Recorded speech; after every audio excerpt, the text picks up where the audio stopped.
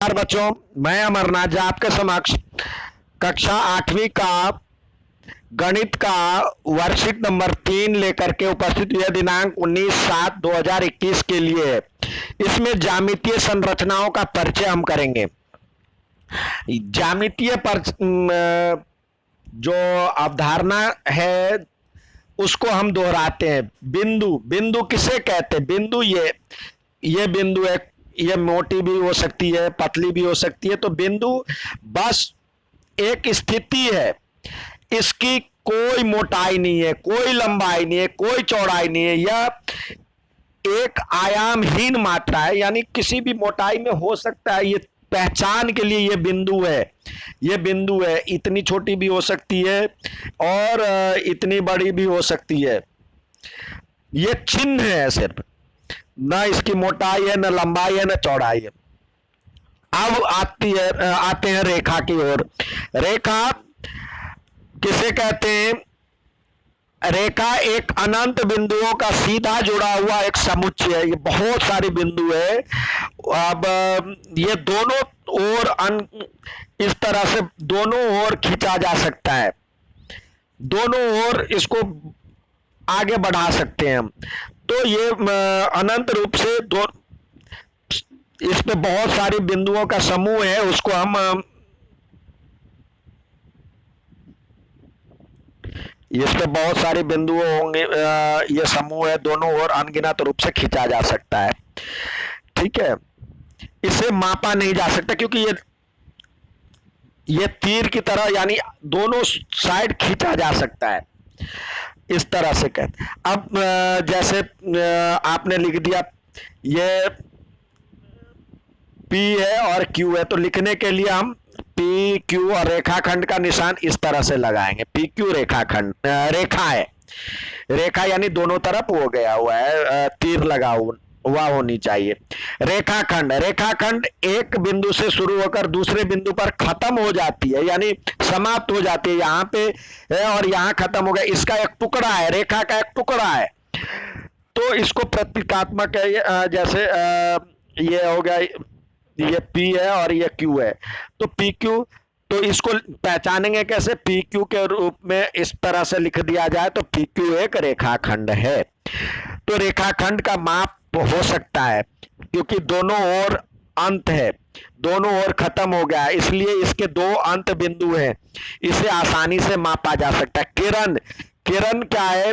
एक साइड से, एक बिंदु से, जैसे आपने टॉर्च देखा है, टॉर्च कहाँ से शुरू होता है? टॉर्च के जो मुंह वहां से शुरू होता है और प्रकाश जहां तक वो जा सकता है, अनंत तक जा सकता है। तो ये बढ़ता जाता है, एक साइड बढ़ता जाता है, एक एंड पॉइंट है। किरण एक रेखा का एक भाग है जो एक बिंदु से शुरू होकर के एक दिशा में असीम रूप से फैली हुई है, यानी रेखा का ही एक भाग है, एक बिंदु से शुरू होकर के अनंत तक जा सकता है, अनगिनत तक जा सकता है। इसलिए इसका भी एक अंत बिंदु है, लेकिन दूसरी साइड कोई अंत बिंदु नहीं है। तो इस तरह से हमने सीखा ये रेखा होता है, और यदि एक साइड तीर लगा हुआ है, ये रेखा, और ये हो गया किरण, और दोनों साइड कहीं भी नहीं लगा है तो रेखाखंड। इसके कोई एंड पॉइंट नहीं, इसके एक एंड पॉइंट है, इसके दो एंड पॉइंट है। इसे मापा जा सकता है, इसे नहीं मापा, इस दोनों को मापा नहीं जा सकता है। ठीक है, तो लिखने के लिए जैसे P Q रेखाखंड है तो रेखाखंड का निशान, या ए बी रेखा है तो ए बी के लिए इस तरह से रेखा का निशान, और किरण है एक्स वाई किरण है तो एक्स वाई किरण के रूप में इस तरह से लगाएंगे। ठीक है, अब आइए देखते हैं प्रतिच्छेदी रेखा। प्रतिच्छेदी रेखा किसे कहते हैं? दो रेखा जब एक दूसरे को कहीं एक बिंदु पर टकराते हुए जाती है, मिलती हुई जाती है, तो उसको प्रतिच्छेदी रेखा कहते हैं। यानी एक बिंदु से दोनों रेखा एक बिंदु पे दोनों मिलती है या काटते हुए जाती है, उसको प्रतिच्छेदी रेखा कहते हैं। समांतर रेखा, जैसे दो रेखा आपस में कहीं नहीं मिलती है, मिलती हुई जाती है, ये समानांतर रेखा, यानी समान अंतर है हर जगह, यहाँ भी समान अंतर है, यहाँ भी समान अंतर है, समान अंतर। जब किसी समतल में दो रेखाएं अनंत विस्तार के बाद भी नहीं मिलती है, यानी अनगिनत रूप से हम बढ़ाते जाएं और वो कहीं भी नहीं मिलती है, तो वो समांतर रेखा कहलाती है। सतह, सतह एक समतल आकृति है, यह सभी दिशाओं में असीम रूप से फैला हुआ है। सतह यानी कोई प्लेन है, जैसे धरती का ऊपर वाला हिस्सा, ये क्या है, या इसी जो मैं यूज कर रहा ब्लैक बोर्ड, वो देखिए, इसको हम इधर भी खींच सकते हैं, इधर भी बढ़ा सकते हैं। देखिए ऊपर ऊपर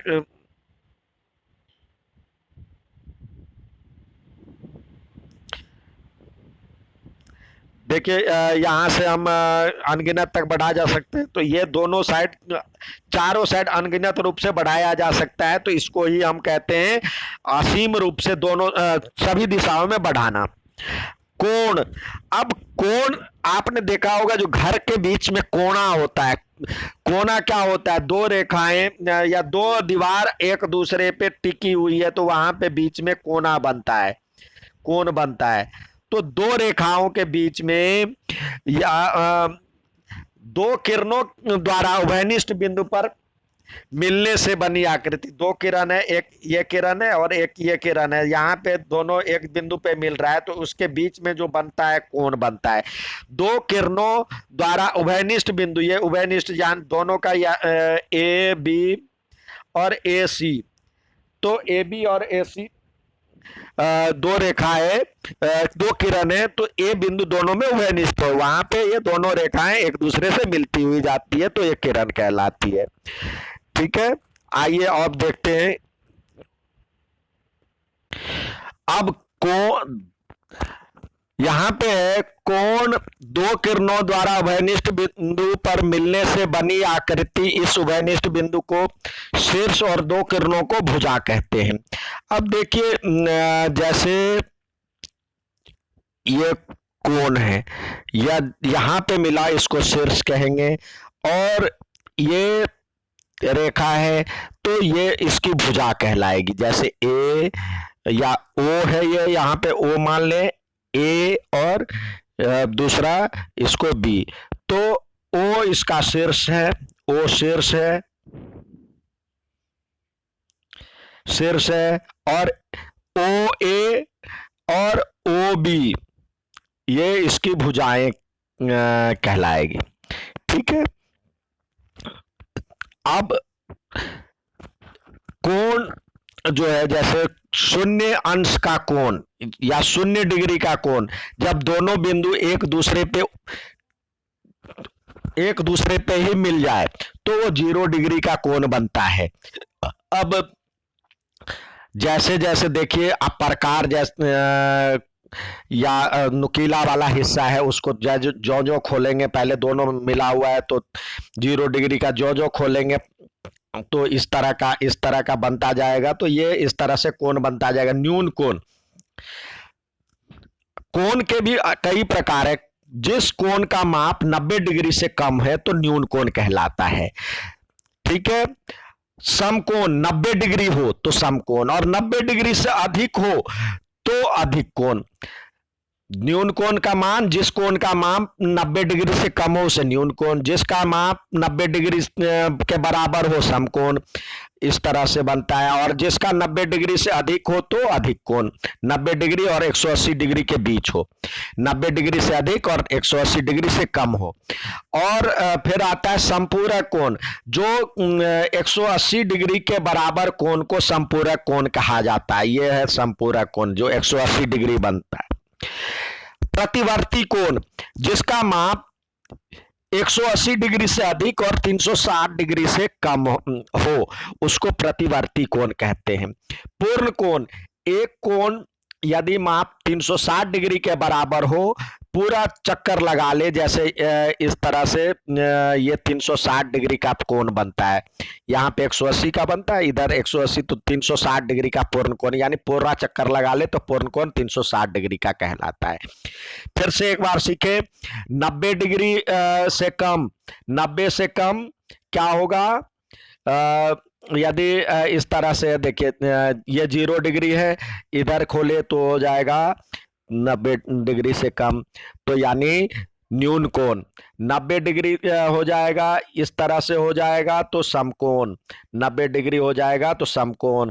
और 90 डिग्री से अधिक और 180 से कम, ये 135 मान लीजिए, ये 90 डिग्री से कम और 90 डिग्री से ज्यादा और 180 से कम, तो ये अधिक कोण कहलाएगा।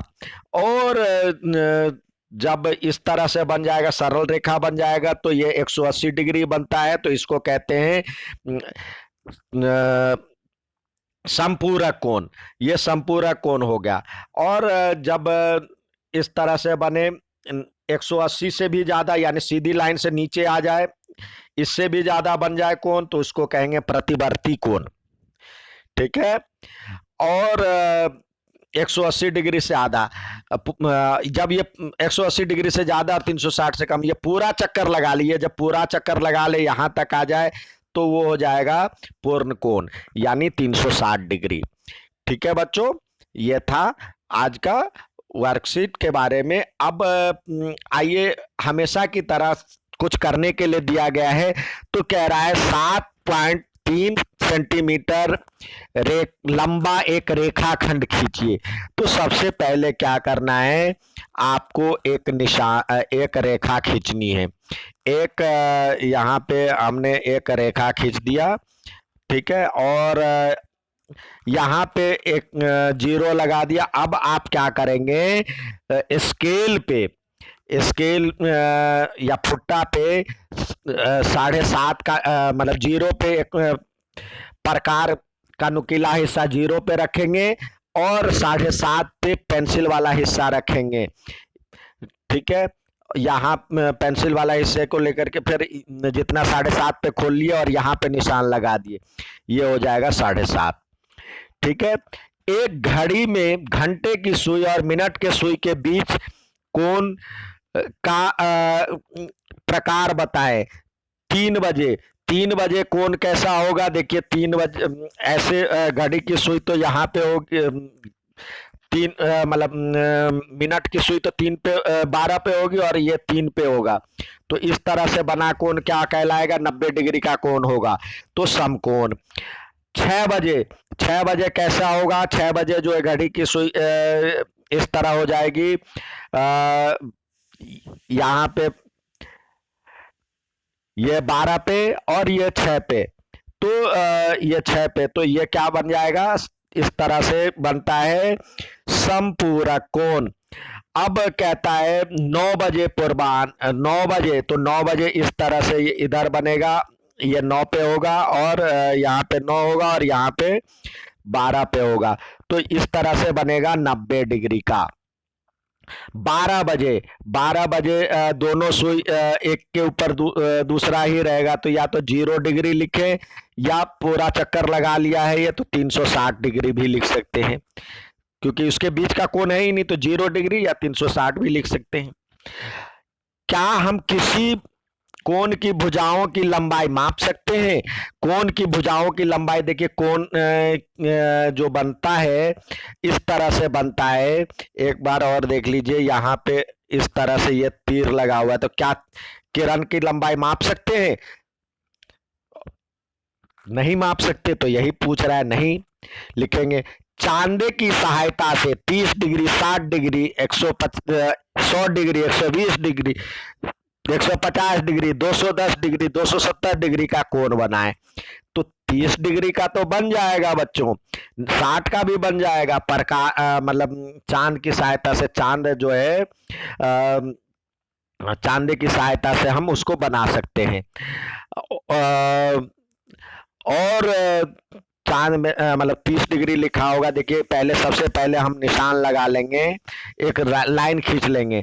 अब यहाँ पे जो आप चांद देखते हैं उसमें यहाँ पे एक पॉइंट बना होगा, तो उस पे इसको समझिए जो कि 0 डिग्री, इसको जहां पे आप कोण बनाएंगे ना, जैसे सरल रेखा है तो इसको यहाँ पे कोण बनाना है आपको, तो यहाँ पे ये रखेंगे ये वाला हिस्सा।